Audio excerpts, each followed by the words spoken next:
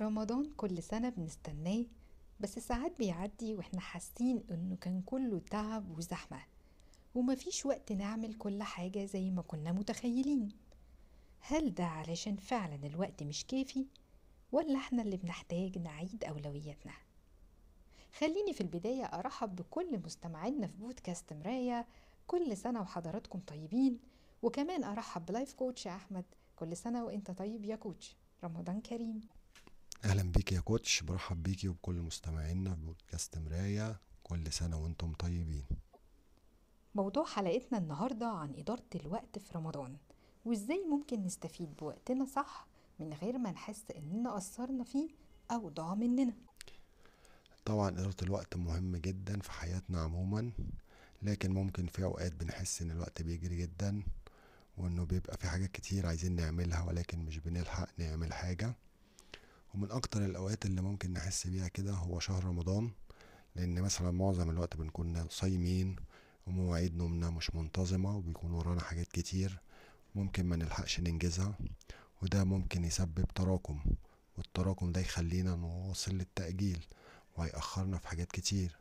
وعلشان ما نوصلش للمرحلة دي، أول حاجة ممكن نبدأ بيها هي تحديد الأولويات، بمعنى إنك تحدد أولوياتك وترتبها، لأن رمضان مش بس صيام وأكل، ده فرصة كبيرة إننا نعيد ترتيب حياتنا وأولوياتنا. ودايما اسأل نفسك إيه الحاجات اللي مطلوبة منك، ولو عملتها هتكون أنجزت اللي وراك. وهنا ممكن تعمل قائمة يومية بالحاجات الأساسية المطلوبة منك، وكل ما تنجز حاجة تعلم عليها. على آخر اليوم هتحس بطاقة إيجابية كبيرة، وهتكون مبسوط بكل اللي عملته. بالظبط كده، التخطيط عنصر مهم جدا ورئيسي في الموضوع ده. التخطيط بيوفر عليك وقت كبير. جرب تحضر خطة بسيطة لليوم أو حتى الأسبوع، ممكن تبدأ بالشغل المطلوب منك والحاجات الأساسية اللي دايما بتعملها على مدار اليوم، وتحدد وقت لكل حاجة، ده هيفرق معاك جدا. ممكن تستخدم كاليندر أو حتى ورقة وقلم، بس المهم تكون الدنيا واضحة معاك علشان تقدر تنجز اللي وراك.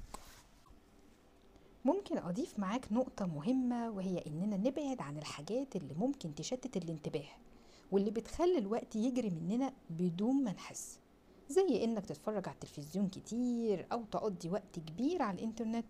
كل ده فعلا بيضيع وقت كبير جدا. ممكن علشان ما نضيعش الوقت نحدد أوقات معينة للسوشيال ميديا أو التلفزيون. تحديد الوقت ده هيخلي فيه وقت للعبادة، وقت نقدر نكون مع العيلة، علشان فعلا شهر رمضان بيكون أحلى ومميز بالتجمعات العائلية، بيكون ليها فرحة تانية خالص. ما تنساش وسط كل ده إنك تخصص وقت لنفسك. رمضان فرصة جميلة جدا انك تخصص وقت لنفسك، حتى لو وقت بسيط. خصصه لحاجة بتحب تعملها، يعني مثلا في ناس بتحب تكتب يومياتها، تقرأ قرآن، تسمع حاجة بتحبها. المهم تخصص وقت وما تنساش نفسك. الوقت في رمضان نعمة كبيرة لو عرفنا نستخدمها صح. رتب أولوياتك، اعمل خطة تكون منظمة، انتبه لوقتك مع السوشيال ميديا. كل ده هيفرق معاك جدا. خلي رمضان السنة دي فرصة حقيقية للتغيير، وخليك فاكر ان التغيير بيبدأ بخطوات بسيطة. وبكده نكون وصلنا لنهاية حلقتنا النهاردة. كان معاكم كوتش أحمد وكوتش إيمان، في انتظار أسئلتكم واستفساراتكم دايما من خلال صفحتنا بي هابي على الفيسبوك، وقناة مراية على اليوتيوب، وطبعا بودكاست مراية على سبوتيفاي. هتكون اللينكات موجودة في التعليقات. بشكركم جدا على المتابعة، وانتظرونا في حلقة جديدة من بودكاست مراية.